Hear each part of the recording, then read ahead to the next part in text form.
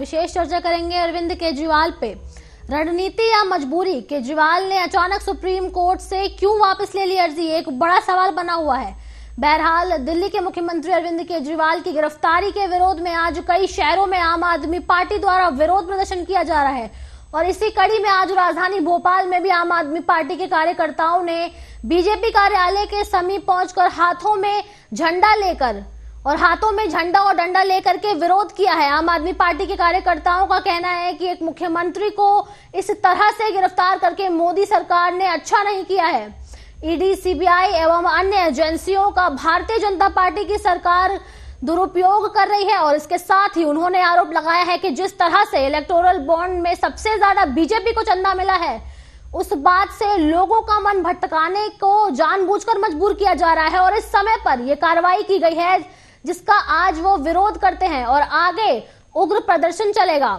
इसी विषय पर दिल्ली के मंत्री सौरभ भारद्वाज ने भी अपना बयान दिया है और उनके साथ साथ मंत्री आतिशी को भी हिरासत में ले लिया गया है। पुलिस ने इस मुद्दे पर उनको हिरासत में लिया है और इसी मुद्दे पर हरपाल सिंह चीमा और अखिलेश यादव ने भी अपने ट्विटर हैंडल पर ट्वीट किया है और अपनी अपनी राय रखी है।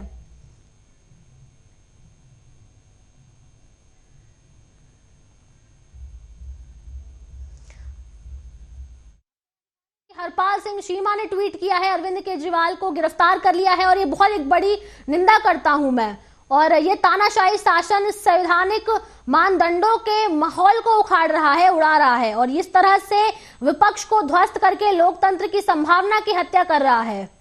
बीजेपी पर सीधा निशाना साधा जा रहा है। यहाँ ये भाजपा के डर को दर्शाता है कि आज की कार्रवाई में भाजपा को डर है कि दिल्ली में उसको सीटें नहीं मिलेंगी, इसलिए अरविंद केजरीवाल को ही रास्ते से हटा देना सही होगा।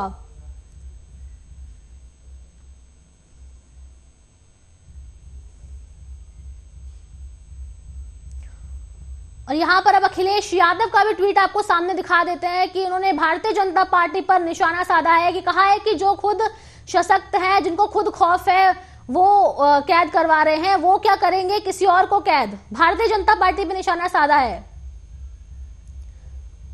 उन्होंने कहा है कि भारतीय जनता पार्टी ये जानती है कि वो दोबारा सत्ता में नहीं आने वाली है। इस बात का उनको डर है चुनाव के समय कि विपक्षी नेताओं को डरा धमका करके अंदर करा दिया जाएगा तो ये सही रहेगा, ऐसा भाजपा पे आरोप लगा रहे हैं। वो तमाम तरह के नेताओं के बयान सामने आ रहे हैं। दुरुपयोग लगातार जारी है। कल केजरीवाल जी को भी गिरफ्तार किया गया। आज हम लोग यहाँ सांकेतिक धरने पे आए हैं, यहाँ प्रदर्शन करने आए हैं। हमारी मांग है कि हमारे नेता को अविलंब रिहा किया जाए। पिछले 2 सालों से ईडी की कार्रवाई चालू है, एक पैसे की कोई बरामदगी अभी तक हुई नहीं है, कोई ढंग से सबूत पेश ईडी कर नहीं पा रही। तो हमारी मांग है सरकार से कि विपक्ष का जो एक तरह से विपक्ष को मिटाने का जो काम कर रही है सरकार, उसे तुरंत बंद करे, हमारे नेताओं को अविलंब रिहा करे। ईडी का कहना है कि हमारे पास पूरा नाम विनायक तोमर है जी। आज आप लोग प्रदर्शन कर रहे हैं अरविंद केजरीवाल। देखिए, हमारे घर के जो सबसे भरोसेमंद, सबसे ईमानदार और पूरे देश के सम्मानित मुख्यमंत्री और जनता के दुल्हरे मुख्यमंत्री को रात को ईडी ने चुपके से सर्च वारंट देने के नाम पे गिरफ्तार कर लिया है। और अब इसी विजय पर राजेंद्र जादौन हमारे साथ इस वक्त मौजूद हैं इस कार्यक्रम में। राजेंद्र जी, मौजूदा हालात क्या है वहां के? देखिए, जिस तरीके से रात को एक संवैधानिक पद पर बैठे हुए एक व्यक्ति अरविंद केजरीवाल, जो कि दिल्ली के मुख्यमंत्री थे, उनको जिस तरीके से गिरफ्तार किया गया है ईडी द्वारा, एक सबसे बड़ी बात यह है कि किसी भी संवैधानिक पद के व्यक्ति को इस तरीके से गिरफ्तार करना कहीं न कहीं भाजपा की नीति और भाजपा की नीयत पर कई सवाल खड़े करता है। लगातार भाजपा इस तरीके से जो है ईडी के छापे डलवा कर, जिस तरीके से आप इलेक्ट्रिक बॉन्ड का जो मामला सामने आ रहा है, आप इसको भी देखेंगे तो जिन लोगों के यहाँ ईडी के छापे पड़े हैं, उन्होंने इलेक्ट्रिक बॉन्ड में जो है सबसे ज्यादा चंदा दिया है। इसमें कई कंपनियां ऐसी हैं जिनका सालाना टर्नओवर तो सिर्फ करोड़ों रुपए का है, लेकिन उन्होंने चंदा 100 करोड़ से ऊपर का दिया है। तो जिस तरीके से अरविंद केजरीवाल को जो है गिरफ्तार किया है ईडी ने, संबंध देने के बहाने उनको बुलाकर गिरफ्तार करके आज जो कोर्ट में पेश किया है और 10 दिन की रिमांड मांगी है। इस सब चीजों को लेकर कहीं ना कहीं आम आदमी पार्टी के जो कार्यकर्ता है उनमें कहीं ना कहीं रोष देखने को मिल रहा है, और जिसके चलते पूरे देश भर में आज आम आदमी पार्टी के कार्यकर्ता अपना विरोध प्रदर्शन कर रहे हैं। और अरविंद केजरीवाल एक संवैधानिक पद पर थे, जिनको गिरफ्तार करना जो है ईडी को पूरे नियमों का पालन करना चाहिए था। गिरफ्तारी से पहले जो है कई नियम जो होते हैं सीएम को गिरफ्तार करने के जो है वो पूरे फॉलो करने चाहिए थे, लेकिन ऐसा हुआ नहीं और अरविंद केजरीवाल को जो है पद पर रहते हुए गिरफ्तार कर लिया गया है, जो संविधानों के नियम के खिलाफ। लेकिन सुप्रीम कोर्ट से अर्जी वापस क्यों ले ली है? राजनीति है या फिर कोई मजबूरी है? देखिए, जिस मामले में अरविंद केजरीवाल को गिरफ्तार किया है उसमें पहले से 3 लोग जो हैं, मनीष सिसोदिया, संजय जैन समेत एक अन्य व्यक्ति और है जो कि पहले से सजा काट रहा है। और इसी मामले के चलते अरविंद केजरीवाल को जब गिरफ्तार किया था तो उससे पहले उन्होंने अपनी जमानत की याचिका लगाई थी, जिसको रद्द कर दिया गया है।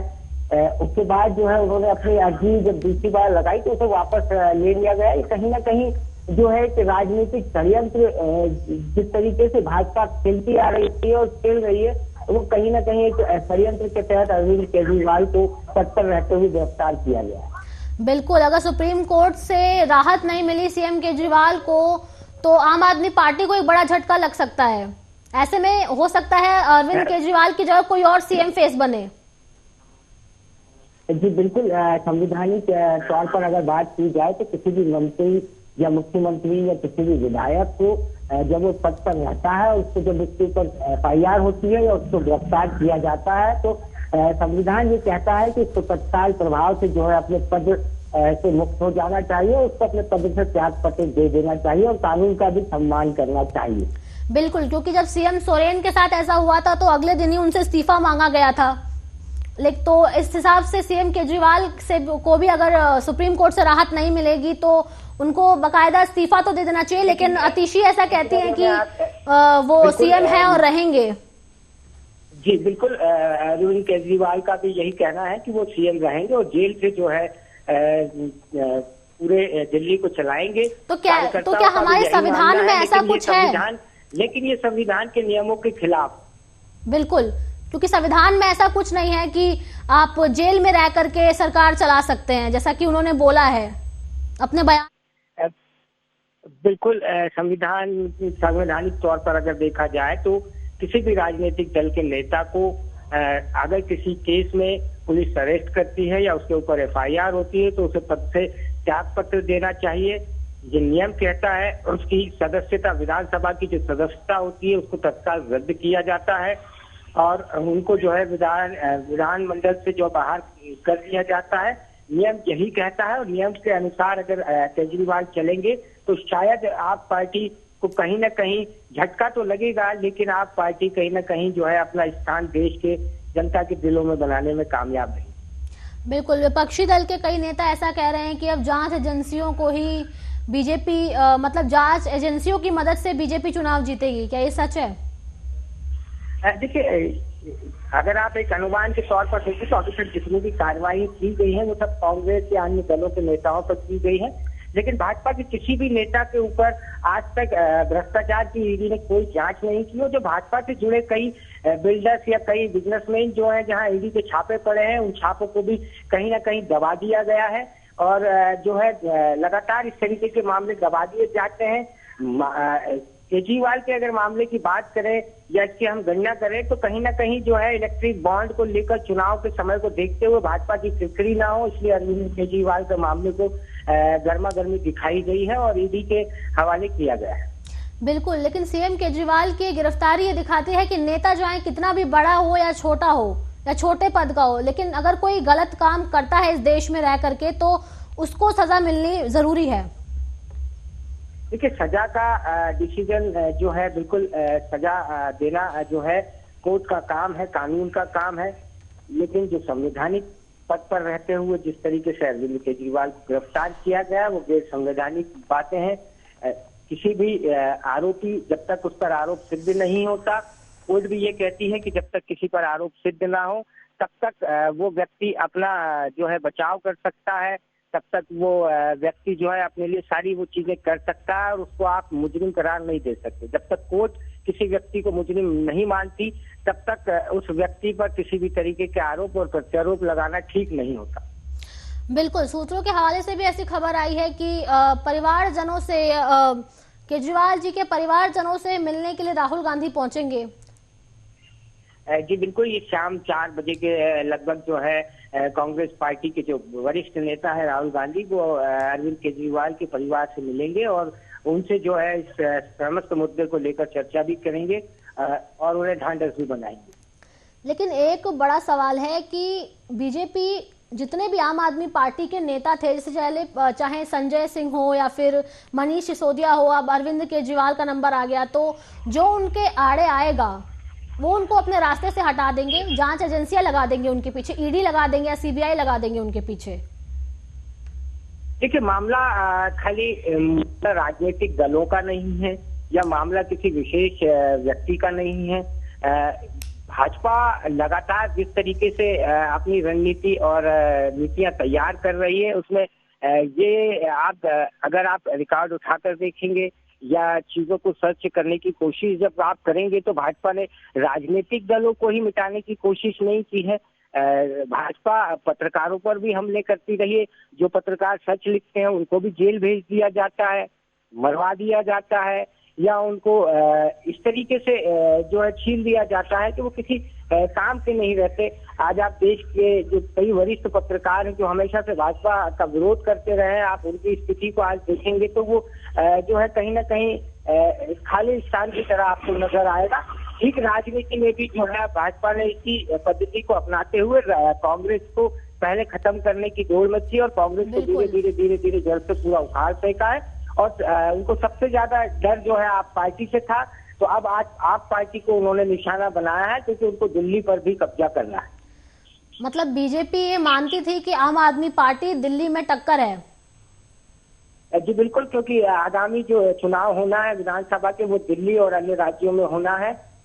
हाल ही में जो है 2023 में जो है मध्य प्रदेश, राजस्थान, छत्तीसगढ़ समेत तेलंगाना में जो है चुनाव हुए थे। इसके बाद जो है अब दिल्ली, यूपी की तरफ जो है चुनाव का रुख होना है। 2024 अंतिम दौर तक जो है ये सारी चीजें सामने होगी, तो कहीं ना कहीं भाजपा जो है दिल्ली की गद्दी पर केंद्र में तो स्थापित है ही, दिल्ली राज्य में जो है अपना स्थापन करने की और इस तरीके के प्रयास लगातार कर रही है। लेकिन राजेंद्र जी, किस हद तक ये सही है कि जो भाजपा में शामिल नहीं हो रहा है उस पर आप रेड करवा रहे हैं, कार्रवाई करवा रहे हैं, लेकिन जो भाजपा में शामिल हो रहे हैं वो एकदम सिक्योर हैं, उनका फ्यूचर सिक्योर है, ये किस हद तक सही है? वो तो नीतीश कुमार जी बच गए, बिल्कुल एन मौके पर भाजपा में शामिल हो गए, वरना रेड तो उनके यहाँ पे भी पक्की थी। जी बिल्कुल, जिस तरीके से भाजपा जो है पहले प्यार से आ जाओ, फिर ना माने तो मार से आ जाओ और भी ना माने तो कानून से आ जाओ, तो इस तरीके के तीनों तरीके के जो पैतरे भाजपा लगातार अपना रही है, कहीं ना कहीं ये आने वाले समय में भाजपा के लिए भी एक घातक साबित होगा और इससे भाजपा को काफी जो है आने वाले समय में अपने आप को जो है मुंह छुपाने के लिए भी जगह ढूंढना नसीब ना हो, इस तरीके की जो है भाजपा रणनीति बना रही है। बिल्कुल, अरविंद केजरीवाल ने इंडिया अलायंस से और कांग्रेस और सपा से समर्थन मांगा है, मतलब उन्होंने समर्थन मांगा, लेकिन इस वक्त तो कांग्रेस इतने एक्टिव मोड में नजर नहीं आ रही है। देखिए, कांग्रेस जो है कहीं ना कहीं कांग्रेस को खत्म करने के लिए एक जो है उनके अकाउंट सीज कर दिए गए हैं, उनके ऊपर ईडी की जांचें बिठाई जा रही हैं, उनकी जो है सारी चीजों की छानबीन की जा रही है। तो इस तरीके से जो कांग्रेस के जो बड़े नेता हैं वो कहीं ना कहीं अपने आप को एक ठगा हुआ महसूस कर रहे हैं और ठगे जाने का जो ये एहसास है कांग्रेसियों को है, तो हर राजनेता या हर एक व्यक्ति चाहता है कि उसके ऊपर इस तरीके की कोई कार्रवाई ना हो जिससे समाज में उसकी छवि धुलमिल हो, इसलिए जो है वो धीरे धीरे करके एक एक करके भाजपा में शामिल हो। बिल्कुल, कहीं ना कहीं कांग्रेस पार्टी और अन्य पार्टियां जो हैं इसलिए भी शांत हैं कि कहीं अगला नंबर उनका ना हो। जी, और केजरीवाल के आवाज से कई सबूत मिले हैं, जिसमें 150 पेज का डॉक्यूमेंट मिला है जिसमें 2 अधिकारियों के बारे में मेंशन किया गया है और ईडी के बारे में भी वो गोपनीयता थी उसकी, उसमें उस डॉक्यूमेंट में ईडी के ऊपर भी गोपनीयता थी। देखिए, जिस तरीके से अभी तक ईडी ने जो भी मामले पेश किए हैं या ईडी ने जिन लोगों को गिरफ्तार कर जेल भेजा है या जिनके मुकदमे अभी ईडी के खिलाफ जो कोर्ट में चल रहे हैं, आज तक ईडी किसी भी मामले में पुख्ता सबूत पेश नहीं कर पाई है और आने वाले समय में भी जो है ईडी पुख्ता सबूत पेश करने में नाकामी साबित होगी, क्योंकि किसी पर आरोप लगाना और आरोप से दोनों चीजों में फर्क होता है। सिद्ध के लिए पूर्ण दस्तावेजों की जरूरत न्यायालय को होती है और न्यायालय जो भी फैसला करती है वो दस्तावेजों के आधार पर करती है। कह सकते हैं कि आने वाले चुनाव के लिए बीजेपी को साफ रास्ता नजर आ रहा है दिल्ली की अगर बात करें तो। जी, आने वाले चुनाव में दिल्ली में जो है कहीं ना कहीं अपना वर्चस्व स्थापित करने के लिए भाजपा इस तरीके की जो नीति खेल रही है, यह आने वाले राजनीतिक दलों के लिए भी एक खतरा है और सबसे बड़ा खतरा ये स्वयं आने वाले समय में भाजपा के लिए भी हो सकता है। बिल्कुल, अधीर रंजन चौधरी ने इस पर अपना बयान दिया था। उन्होंने कहा था कि विपक्ष को कमजोर किया जा रहा है। मतलब जाहिर सी बात है, अगर विपक्ष कमजोर होगा तो कहीं ना कहीं आम जन की आवाज नहीं उठ पाएगी। आम जन की आवाज मतलब बेरोजगारी के ऊपर, महंगाई के ऊपर आवाज नहीं उठ पाएगी, क्योंकि बीजेपी तो बात करने से रही इन मुद्दों पर। देखिए, अगर हम संसद की बात करें तो संसद में भी कई ऐसे मामले जो है कांग्रेस ने उठाने की कोशिश की, लेकिन उन मामलों को दबा दिया गया। भाजपा के जो भी वरिष्ठ नेता थे, क्योंकि भाजपा के पास बहुमत था, भाजपा लगातार जो है अपने बहुमत का गलत उपयोग करती रही है और जिस तरीके की राजनीति 2014 के बाद से देखने को मिली है, शायद इससे पहले इस तरीके की राजनीति कभी देखने को नहीं मिली है और न कभी देखी गई है, क्योंकि इससे पहले भी कांग्रेस की सत्ता रही, इससे पहले भी अटल बिहारी वाजपेयी जब प्रधानमंत्री रहे तो उन्होंने पक्ष और विपक्ष दोनों को सुना और उसके बाद ही देश के हित में कोई फैसला लिया जाता था। लेकिन जब से केंद्र में मोदी सरकार है, तब से सिर्फ और सिर्फ एक तरफा फैसला ही लागू किया जाता है, जिसका विरोध लगातार किसान भी करते रहे, बेरोजगार भी करते रहे, पहलवान भी करते रहे, जनता भी करती रही है, लेकिन उनको मार कर, खदेड़ कर, जो है उनके ऊपर फायरिंग कर कर, आंसू गोले छोड़कर उन्हें दबाया जाता है, डराया जाता है। बिल्कुल, किसानों के मुद्दे पर सरकार कुछ नहीं कर रही है। गरीबी हो गया, महंगाई हो गया, इन मुद्दों पर नहीं कर रही है, बल्कि पूरा ध्यान इस वक्त सिर्फ एक राजनीति के ऊपर है कि किस तरीके से लोकसभा चुनाव की जो रंगीन चाबी है उनके हाथ में आ जाए। बिल्कुल। लेकिन अगर केजरीवाल को राहत नहीं मिलती है सुप्रीम कोर्ट से और जैसे कि ईडी भी 10 दिन की रिमांड पर उनको रखना चाहती है, तो ऐसे में व्यवस्था दिल्ली की कौन देखेगा? देखिए, अब ये कहना तो संभव नहीं है कि अगर इस तरीके का ईडी के मामले में कोर्ट जो है उनकी जमानत याचिका को खारिज कर देता है या उन्हें जमानत नहीं मिलती है, तो यह आप पार्टी का डिसीजन होगा कि वो आगामी मुख्यमंत्री किसको बनाए और कौन जो है दिल्ली की सरकार को चलाएगा। बिल्कुल, लेकिन जाहिर सी बात है आम आदमी पार्टी के चुनाव कैंपेन में इस पे काफी बड़ा असर देखने को मिलेगा। देखिए, कहीं ना कहीं इस सब क्योंकि जगह जगह प्रदर्शन जारी है, पुलिस वाले जनता पे लाठी चला रहे हैं, कार्यकर्ताओं पे, आम आदमी पार्टी के कार्यकर्ताओं पे लाठी चला रहे हैं, डंडे चला रहे हैं। देखिए, डंडे का जोर है, जिसके हाथ में लाठी उसी की भैंस, तो सेम इसी पद्धति पे जो है भाजपा कार्य कर रही है। अब क्योंकि विरोध जब बढ़ता है तो सरकार जो है वो अपना पुलिस बल इस्तेमाल करती है। बिल्कुल, चलिए, बहुत बहुत धन्यवाद आपका इस विषय पर जुड़े रहने के लिए।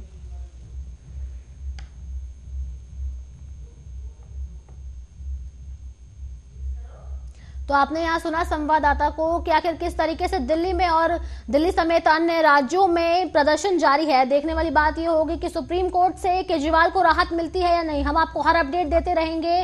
फिलहाल के लिए आपसे अलविदा लेने का वक्त हो चुका है। ऐसी ही खबरों को देखने के लिए देखते रहिए आर्यन न्यूज। नमस्कार।